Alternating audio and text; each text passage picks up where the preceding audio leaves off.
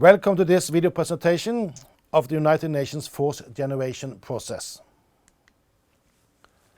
After this presentation, you should be able to explain the pre-resolution work done in the Department of Peace Operations, explain the United Nations Force Generation sequence, explain the Peacekeeping Capability Readiness System, and summarize the connection between the force generation sequence and the troop and police contributors' own timeline.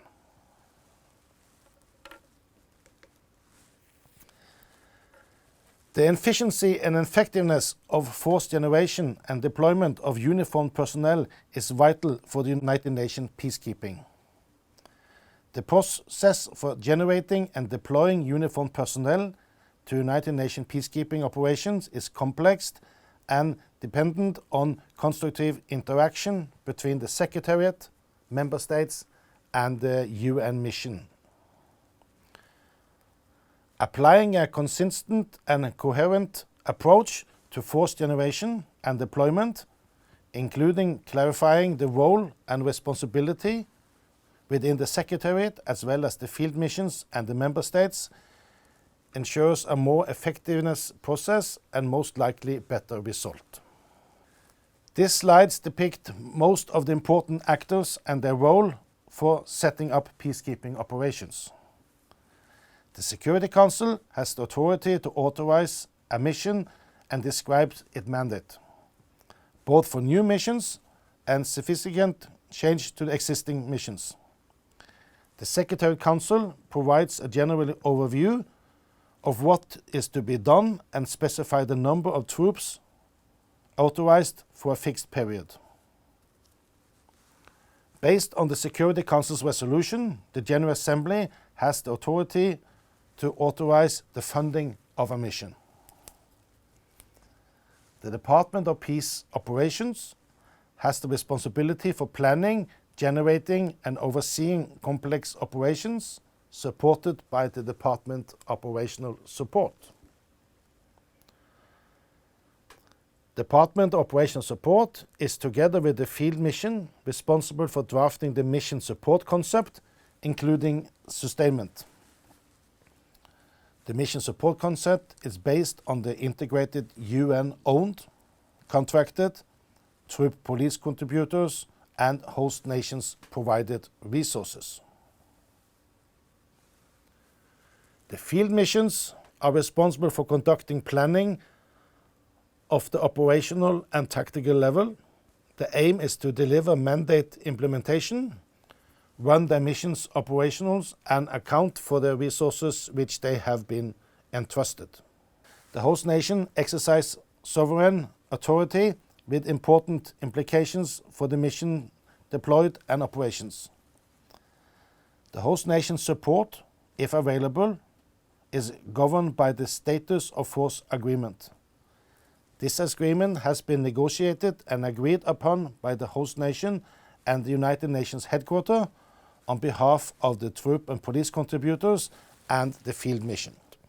The troop police contributor is responsible to arrive in the mission with the agreed amount of serviceable major equipment and provide fully trained personnel, equipment, and self-sustainment services.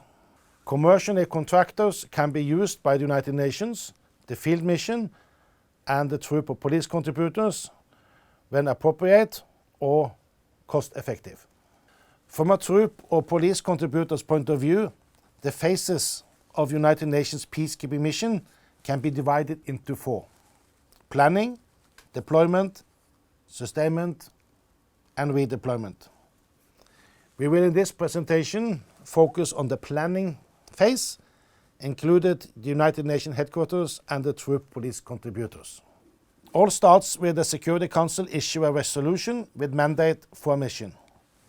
The mandate contains the mission's task and numbers of personnel. Prior to the Security Council's issue the resolution, there has been a lot of diplomacy with the host nations. A status of force agreement is signed between the UN and the host nation. The military planning service in the Department of Peace Operations has also been working. Statement of Unit Agreement and Rules of Engagement has been available for the Security Council, but these documents are not finalized before after the Security Council's resolution is adopted. The fourth generation service in the Department of Peace Operations starts looking for member states that will participate. Invitations are sent out and member states on the Peacekeeping Capability Readiness System is contacted. The Department of Peace Operations will verify all member states' offer and send acceptance letter to the chosen troop or police contributors. The troop and police contributors will respond with submitting their capacities within both organization and equipment. The troop and police contributors will then participate in a United Nations organized reconnaissance visit to the mission area. This visit ends with a combined report from the field mission and the troop and police contributors to the Department of Peace Operations. Prior to the negotiation of the Memorandum of Understanding in United Nations headquarters in New York, the troop or police contributors submits their detailed organizations and equipment list. Deployment planning process starts directly after the negotiation and ends with the actual deployment of personnel and equipment to the mission area. Before the deployment, the United Nations will conduct a pre-deployment visit to the troop and police contributor. The purpose is inspecting and guiding the troop and police contributors' equipment and troops, included training prior to deployment. The troop and police contributor need to establish a national main planning sequence based on the United Nations Force Generation Sequence and time frame. It is of vital importance that the troop and police contributor manage to establish a plan to influence and be ahead of the United Nations established force generation process. This to be able to support the United Nations and achieve the best outcome or result. This is an extensive process that normally will take 9 to 12 months. The United Nations has therefore created a system for being able to deploy forces on a much shorter time frame, called Peacekeeping Capability Readiness System. The United Nations Peacekeeping Capability Readiness System is the primary tool for the United Nations Secretariat and member states to manage pledge for peacekeeping capabilities. The objective of the Peacekeeping Capability Readiness System is to ensure readiness and timely deployment of qualified key peacing capabilities that meet United Nations standards by enabling member states to submit pledges for future contributions.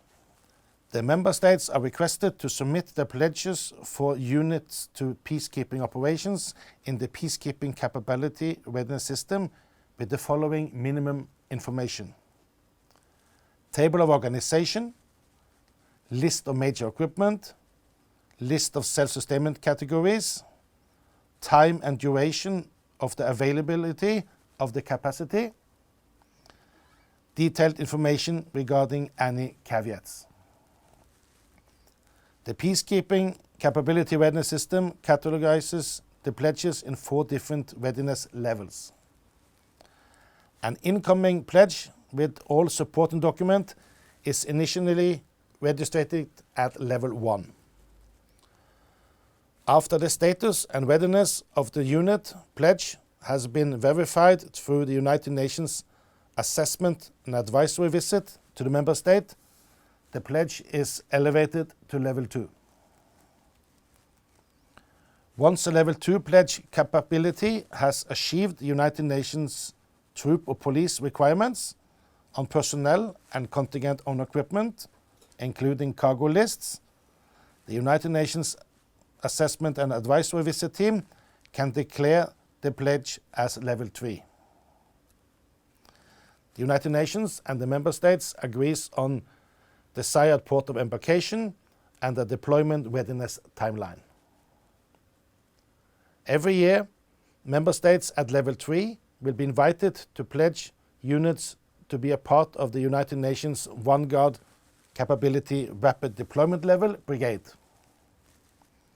Units at this level must meet all the rapid deployment level statement of unit requirement demands and be ready for deployment to any existing or new United Nations field missions within 60 days of notice.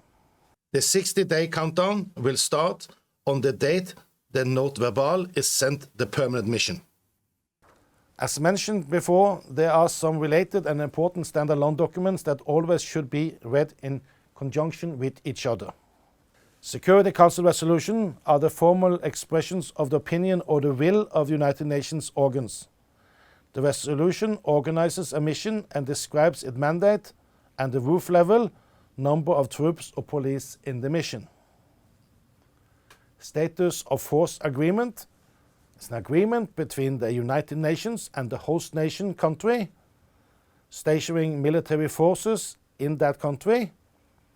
It established the rights and the privilege of the foreign personnel, equipment and services presented in the host country in support of the United Nations mission in that country. Statement of force requirement contains the United Nations mission's background and mandate, the concept of operation, the force capability, capacity, composition, and other demands. This document is for the whole force and gives no details for military subunits. Statement of unit requirement contains the operational and logistic requirements for police or military units in a United Nations mission. It is specific for each unit in each United Nations mission and contains the unit's capabilities, capacities, composition, and other demands. The mandate issued by the Security Council established the legal basis for the use of force in a United Nations mission, while the operation plan and the rules of engagement are the instruments used to implement the mandate. Note verbal, a United Nations diplomatic note that is never signed. The note verbal is often used as United Nations Secretariat's confirmation letter to the member state participating in a United Nations mission. RECI report describes all relevant matters of the troop or police contributors, operational or logistic system plan, etc., that were agreed by both the United Nations mission headquarters and the troop police contributors during the RECI visit. And finally, the Memorandum of Understanding, which is the agreement between the United Nations and the troop and police contributor for participating in a United Nations mission. We have in this presentation introduced you to the force generation process. Key takeaway, United Nations has a fixed force generation sequence. Troop and police contributors need to establish a plan to influence the United Nations force generation process and be able to support the United Nations and achieve the best outcome and result. Thank you for following this presentation.